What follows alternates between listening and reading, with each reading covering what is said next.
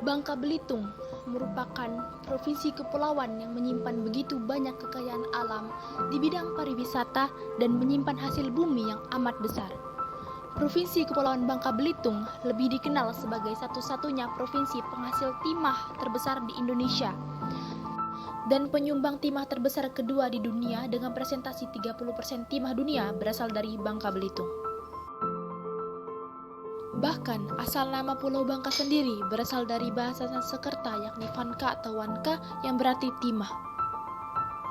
Hingga sampai saat ini, sumber mata pencarian masyarakat di Bangka Belitung selain di bidang pertanian dan pariwisata juga berpangku pada kegiatan pertambangan timah yang merupakan juga sektor primer dalam struktur perekonomian masyarakat di Bangka Belitung.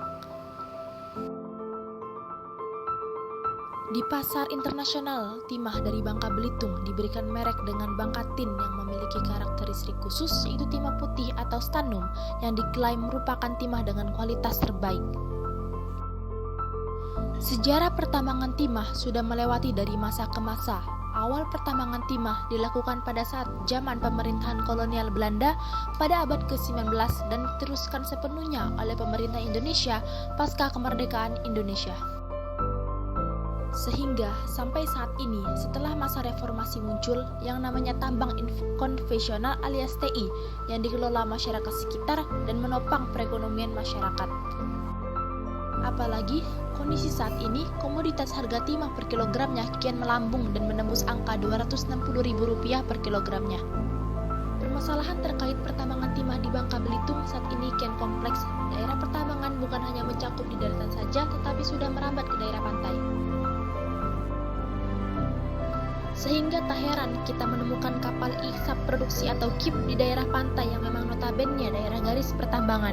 Terjadi banyak sekali penolakan yang dilontarkan masyarakat dan nelayan yang berlaut di sekitar.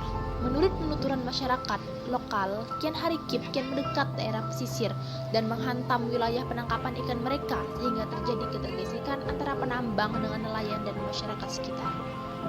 Seperti contoh terjadinya bentrok antara kelompok nelayan Teluk Kelabat dengan penambang laut. Para penambang memakan daerah zona tangkap mereka dan nelayan menolak hal itu dan terjadilah clash antara kedua kubu. Bukan hanya itu saja kasus yang terjadi akibat konflik pertambangan timah di masyarakat. Baru-baru ini di tengah pandemi melanda Indonesia, Aliansi Masyarakat Nelayan melakukan aksi unjuk rasa besar-besaran di depan kantor PT Timah. Mereka menuntut beberapa hak-hak yang seharusnya dipenuhi oleh pihak PT Timah tetapi tidak diindahkan.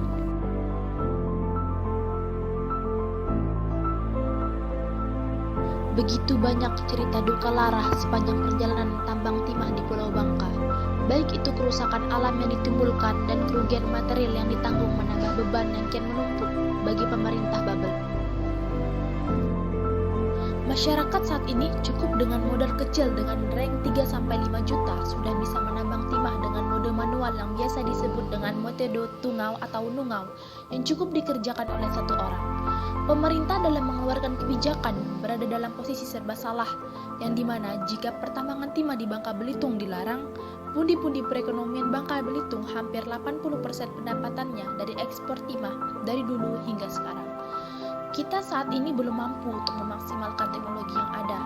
Ekspor timah yang kita lakukan hanya sebatas timah batangan atau stand.